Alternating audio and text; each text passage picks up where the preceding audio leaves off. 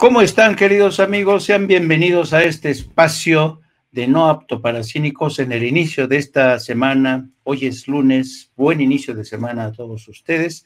Les habla, como siempre, con mucho gusto su servidor Jaime Hernández, conductor de este espacio de No Apto para Cínicos en el proyecto que dirige Vicente Serrano de Sin Censura.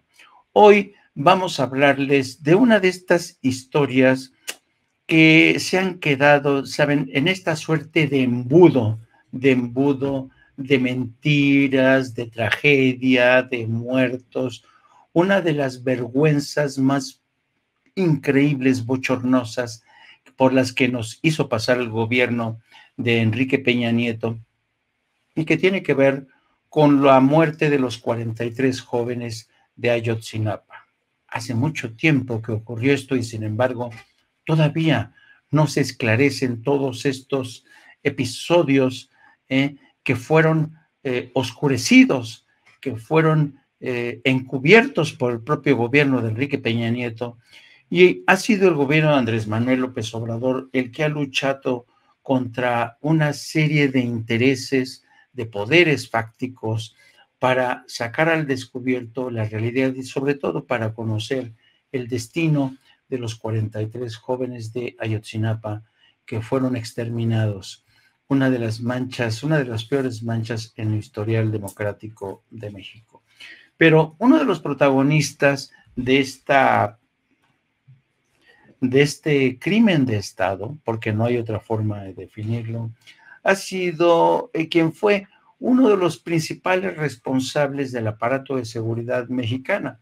Me refiero al extitular de la Agencia de Investigación Criminal, el señor Tomás Herón, que huyó, que puso pies en polvorosa y desde hace un buen rato se encuentra en Israel, a donde ha solicitado asilo político, se le ha concedido y está en busca de la ciudadanía en ese país. Bueno, hace pocos días el propio Tomás Herón, en una entrevista concedida al diario, uno de los diarios de mayor influencia en Israel, el diario Yediot Haronot, confirmó que el gobierno de Israel le ha extendido un visado y ha sido este personaje, Tomás Herón, el que ha encontrado en Israel cielo seguro para ocultarse, para el gobierno de México no pueda extraditarlo desde allá.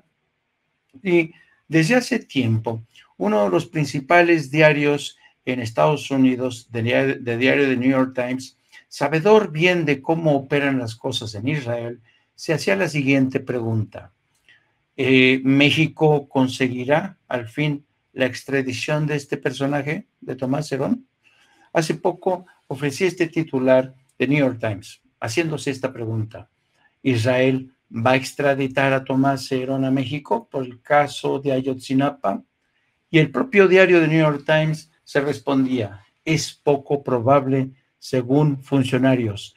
Las autoridades mexicanas afirman que Tomás Herón torturó testigos y alteró evidencia cuando supervisaba la investigación de la desaparición de los 43 estudiantes en 2014. Bueno, este es casi podría decirse que estamos ante lo que podría ser una novela por entregas, una novela de crimen, de intriga policial, de intriga política. Yo aún recuerdo cuando todavía estaba como corresponsal en Washington, que en uno de mis viajes, cuando el tema de Ayotzinapa había estallado, cuando incluso familiares de los 43 estudiantes muertos viajaron a Washington para demandar justicia, cuando acudieron a la Comisión Interamericana de Derechos Humanos, cuando se apostaron frente a la Casa Blanca para exigir justicia. Yo recuerdo que en uno de estos continuos viajes que yo realizaba a México, visitaba la residencia oficial de Los Pinos, la hoy ex residencia oficial de Los Pinos, y platicaba con miembros del gabinete de Enrique Peña Nieto, a los que les preguntaba yo qué pasaba en Ayotzinapa, cómo es posible que se hubiera producido esto. Y en ese momento, la gente de Peña Nieto me decía que todo había sido producto simple y sencillamente de una delincuencia, de un crimen organizado que había crecido de forma exponencial en el estado de Guerrero. Lo que no me dijeron en aquel entonces, y se supo mucho tiempo después, es que desafortunadamente en esta masacre, en esta crimen de Estado, habían participado policías estatales, policías municipales, incluso miembros del Ejército y la Marina. Este último dato no fue posible corroborarlo, sino hasta que la DEA compartió con México algunas de las llamadas y mensajes interceptados a la Organización de Guerreros Unidos, donde quedaba en claro la participación de estas dos instituciones castrenses. El gobierno sabía que ocultó esta información y uno de los principales responsables de esta obra de encubrimiento sería precisamente el señor Murillo Karam. El señor Murillo Karam, el único responsable de esa tragedia, de esa masacre, que ha sido detenido y va a ser procesado. El señor Murillo Karam, ¿se acuerdan ustedes en aquellas imágenes en las que comparecía Murillo Karam para decir que ya me cansé y que la información que habían dado hasta aquel entonces era la historia oficial? Tiempo después descubriríamos que esa no era la historia oficial. Lo que es más, hubo necesidad de crear, ya bajo la presidencia del presidente Andrés Manuel López Obrador, la famosa Comisión de la Verdad. Y no sería hasta que la Comisión de la Verdad, encabezada por Alejandro Encinas, ofreciera los pormenores del primer informe, que nos enteraríamos de parte de esta verdad oculta durante tanto tiempo. Vamos a escuchar a Alejandro Encinas cómo se refiere en estas conclusiones a los principales hallazgos que encontró esta Comisión de la Verdad. El primer ministro de Israel se ha portado muy bien, me mandó una carta diciendo que iban a cooperar, que iban a apoyar, pero ya ha pasado mucho tiempo. Pues a ver, ya con ese recordatorio, ¿no? Porque no es para presumir, pero la mañanera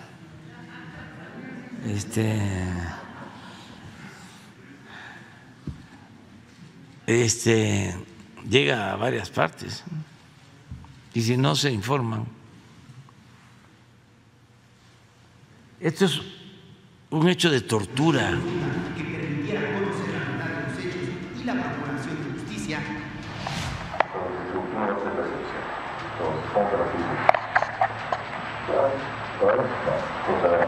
Vamos a empezar.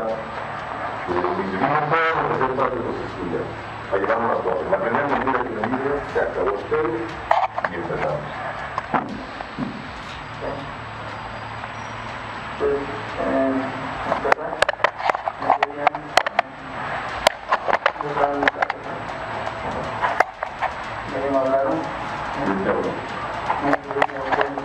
¿Quién? Habla un poquito más fuerte. ¿Quieres aquí que quieres algo? Sí, porque vas a ver. Va por la suave.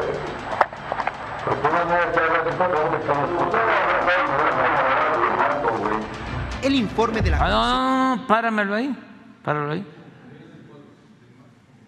A ver si lo puedes, man.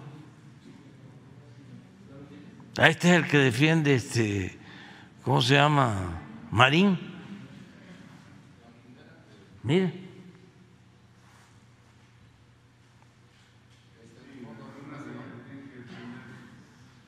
Y él es el que lo dice. Bueno, pues ahí tenemos, yo me equivoqué. Ahí tenemos la imagen del presidente lamentando la tardanza del gobierno de Israel para responder a la petición de extradición contra Tomás Herón.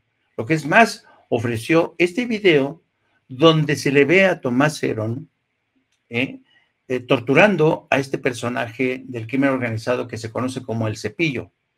Cómo fue torturado para tratar de sacarle una versión que no se correspondía con la realidad, porque en ese momento este miembro del crimen organizado no señaló ni al ejército ni a la marina. Bueno, pero uno se pregunta qué tan poderosos son aquellos que han querido encubrir esta historia.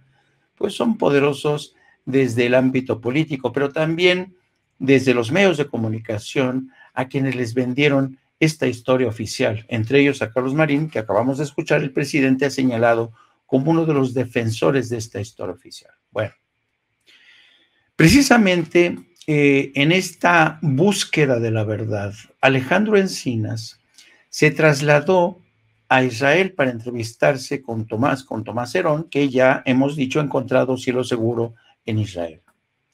¿Y qué es lo que pasa ahí en este encuentro? O mejor dicho, fue a través del diario The New York Times que nos enteramos de este encuentro en Israel entre Alejandro Encinas. El periódico The New York Times publicó un amplio reportaje que tituló El caso de los 43 de Ayotzinapa. Las pruebas se desmoronaron. Es muy interesante la forma en que The New York Times presentó este amplio reportaje en el que mantenía que la Comisión de la Verdad de Alejandro Encinas no había conseguido esclarecer toda la verdad y culpaba al gobierno de México, y esto enardeció a las familias, a quienes siguen utilizando para cuestionar una y otra vez al gobierno de Andrés Manuel López Obrador. Pero, ¿qué había detrás de este reportaje, amplio reportaje de The New York Times?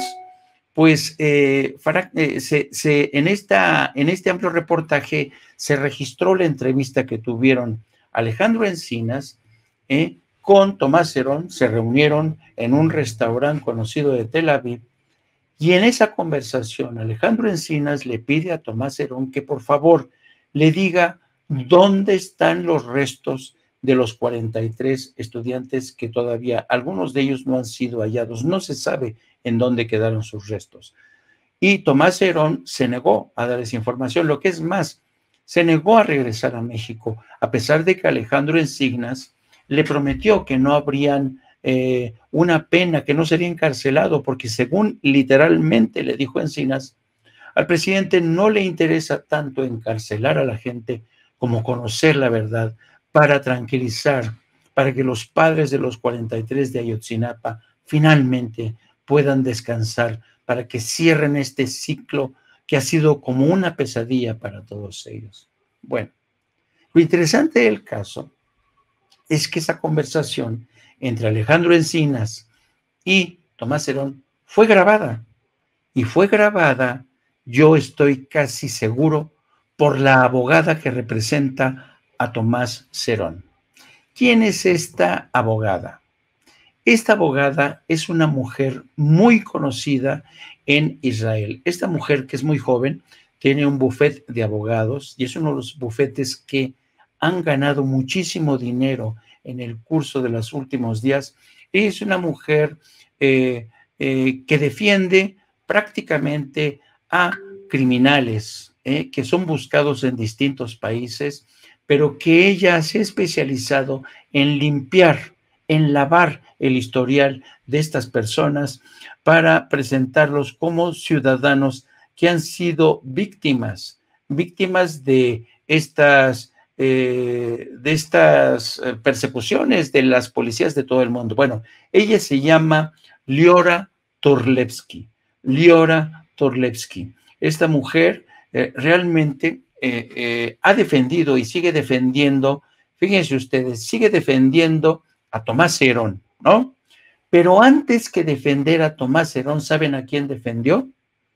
Sí, defendió al señor Andrés Remer. ¿Se acuerdan de Andrés Remer? El que era representante de México, el señor que es acusado de violación. Este fue el primer cliente mexicano. Acuérdense que el señor Remer fue incluso representante de México ante la UNESCO. Fíjense el poder que tenía el señor Andrés Remer. Bueno, el señor Andrés Remer fue el primer cliente que tuvo esta abogada, a ver si nos la vuelven a poner, de la señorita Torlevsky. Bueno, esta mujer se especializa en limpiar el historial criminal de estos clientes. Tuvo como primer cliente al señor Andrés Remer y hoy tiene como segundo cliente al Tomás Herón.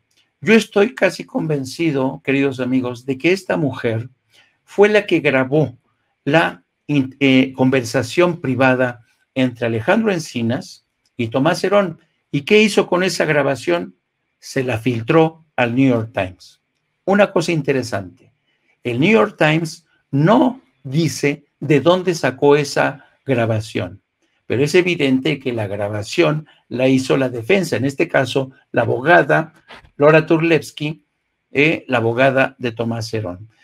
Claro, hace poco el propio Tomás Herón ha dicho que ha sido renovada su visa, pero claro, la intención de Tomás Herón y de su abogada es conseguirle la ciudadanía.